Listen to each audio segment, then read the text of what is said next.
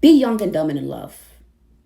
But please, please, for the love of God, protect your womb. Hi everyone, my name is Famata Kamara. Welcome to my channel. If you are not subscribed, please go ahead and click that subscription button and the notification bell as well so you can be notified when I post. So today's topic is the woman's womb. I feel like the womb of women is not as taken seriously as it used to be. When you look out in the world, I just feel like women are just so freely giving their womb away to men who are not worth it. They're giving children, giving out legacies freely. You get a kid, you get a kid, you get a kid. And I feel like it's been so watered down. The power of the womb has been so watered down and it's being taken for granted. I wanted to talk about this and bring it to light to remind people how sacred your womb is. Now, the womb is more than just giving children. Your womb, which is connected to your root chakra. If you don't know what a root chakra is, it's the lowest part of all of your chakras. If you want to take your time to research on what that is, I would definitely go ahead and do that. But the womb can also be used for creativity for women. It is one of the most powerful aspects of a human being. You can create so much more outside of children. But when it comes to children, I feel like women have lost their power. Your womb is incredibly powerful. You create lineages. You create lineages that can they can change the world in the best or worst way, depending on how your lineage uses the gift that you decided to give them. And I just feel like people are taking it for granted, and men have taken it for granted.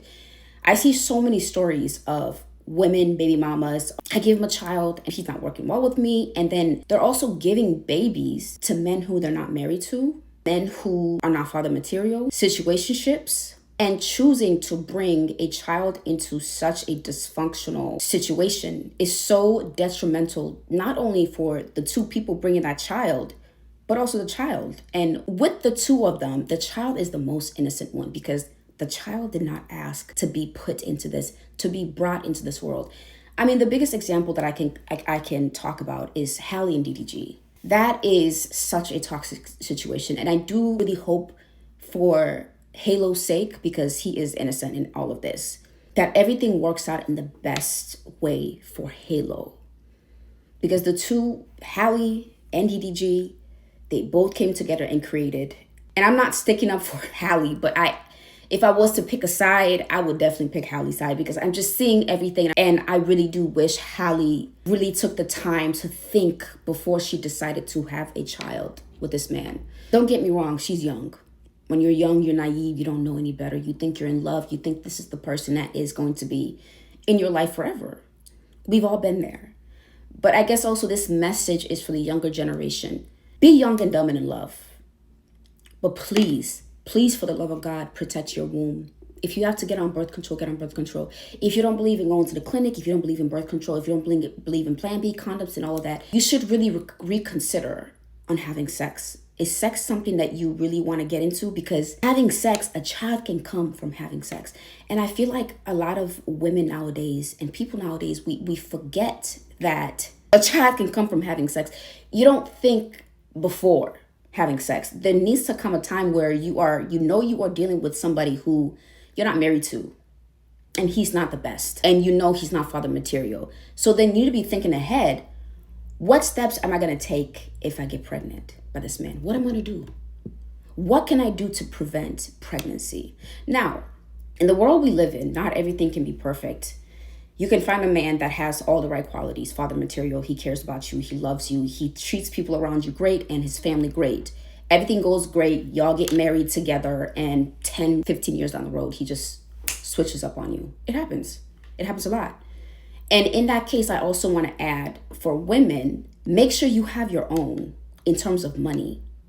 So when you're laying down with the man, knowing that a child might come from that, even marrying him, make sure you have enough money that if things go south, you have enough income to take care of you and that child comfortably, where the child is not suffering and you are not suffering, and where you can also hire help to help you out.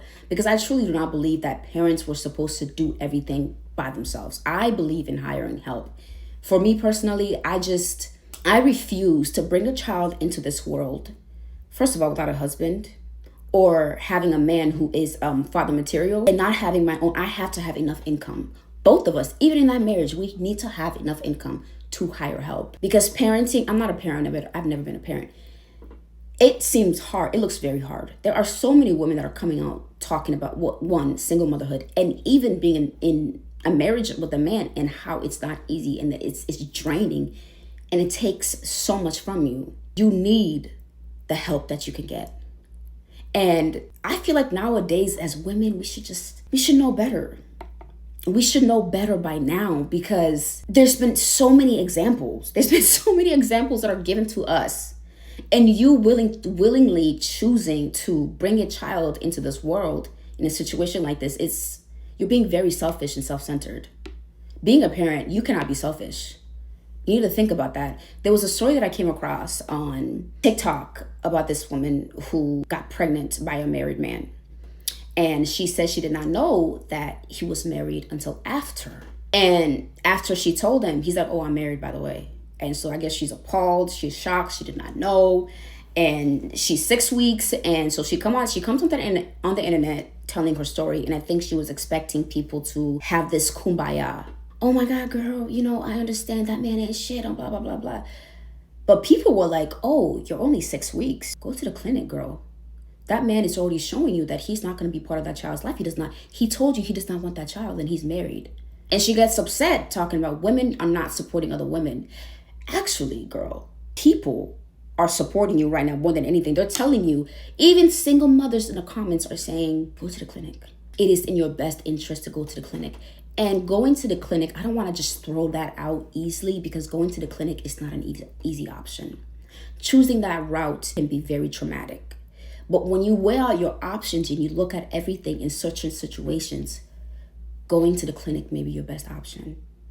Again, I don't promote it, but I also give women the choice. And she chose to keep the baby, which again, that's her choice. I give women the space to choose your choice.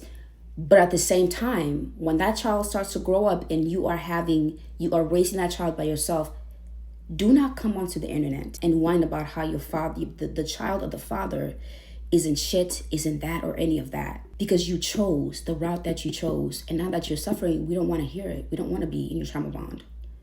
And I wish people would actually stop coming online with their issues and then get mad when people give them actual advice. And so that's it. That's my little spiel today. That is my TED Talk. Please protect your womb. Not every man deserves access to your womb. Not every man deserves access to your vagina. It is beautiful. It is powerful. It is sacred. Thank you for watching. Subscribe. Hit the notification button if you would like to get notified. Bye.